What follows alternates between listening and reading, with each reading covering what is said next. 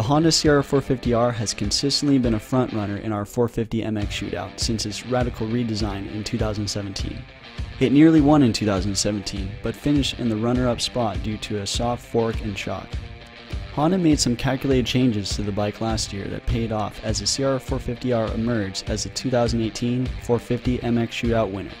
This year, it returns with even more updates, including several changes to the engine, suspension, and chassis. The CRF450R is remarkably improved for 2019 and is the best CRF450R we've ridden yet, but another bike in the class has been significantly updated and was able to edge the Honda out for the top spot. Regardless, the 2019 Honda is an excellent bike that can be raced by most people in stock trim.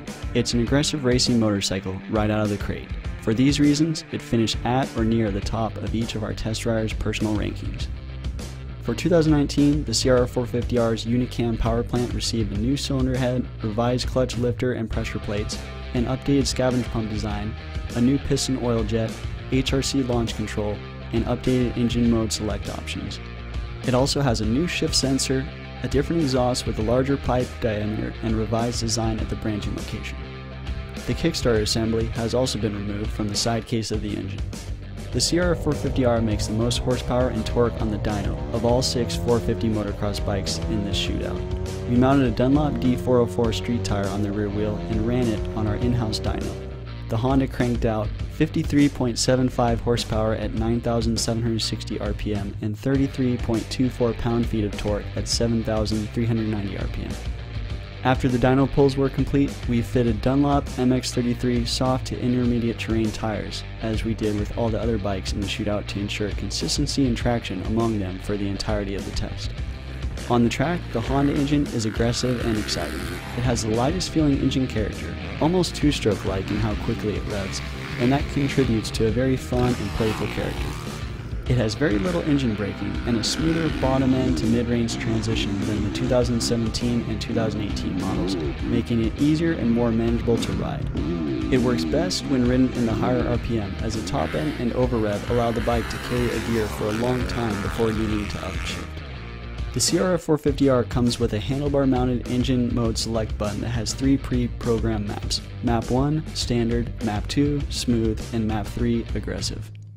Map 1 has a good hit and a hook in the power band, whereas Map 2 smooths out that hit and doesn't rev as quickly, making it ideal for when the track dries out and traction is at a minimum. Map 3 has more bottom end, which makes the engine easier to lug. The cable actuated clutch works well, and the CRF450R shifts the smoothest of all 6 bikes. It's also the loudest in this test due to the short dual mufflers and large airbox openings. It's a small price to pay for all that power. In the suspension department, Honda has continually updated the CRF450R since 2017 in an effort to match the chassis.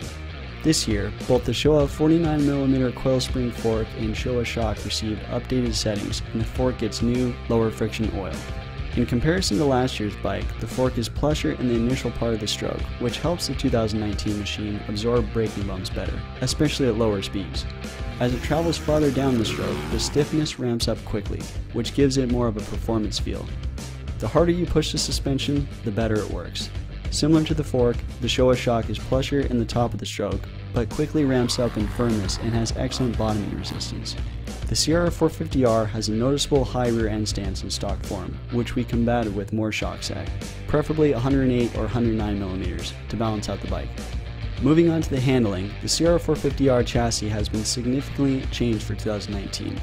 The lower frame spars have been updated, the swing arm is new, and the top triple clamp now has 2 clamp locations that allow the new black Renthal fat bar handlebar to be adjusted by 26mm. The front brake caliper is lighter and uses a pair of 30mm and 27mm pistons. The foot pegs have a different shape and are 20% lighter, the fork guards are new, and the bike now comes with black rims. The CRF450R weighs in at 250 pounds on our automotive scales, making it and the Suzuki RMZ 450 the 2 heaviest bikes in the class. However, the Honda is the lightest feeling, quickest turning, and nimblest bike in the shootout. It excels at technical courses filled with turns as it corners on a dime. The chassis is very sensitive to changes, and a 1mm difference in fork height or sag is very noticeable. It's also a bit on the rigid side and is the most sensitive to rider input. but both of those qualities come at the cost of stability. We experienced some head shake, especially when the track got rough. The updated frame and new swing arm help improve on the already abundant amount of rear wheel traction the bike has, but the front end can be vague at times.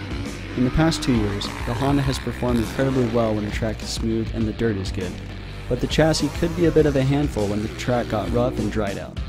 The 2019 model performs better in rougher conditions than it ever has before.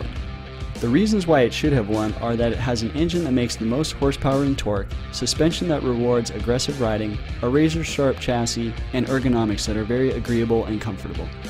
The reasons why it didn't win are that it can be difficult to ride when the track becomes rough due to its rigid chassis and instantaneous throttle response. It is also occasionally unsettled and unpredictable in rough terrain.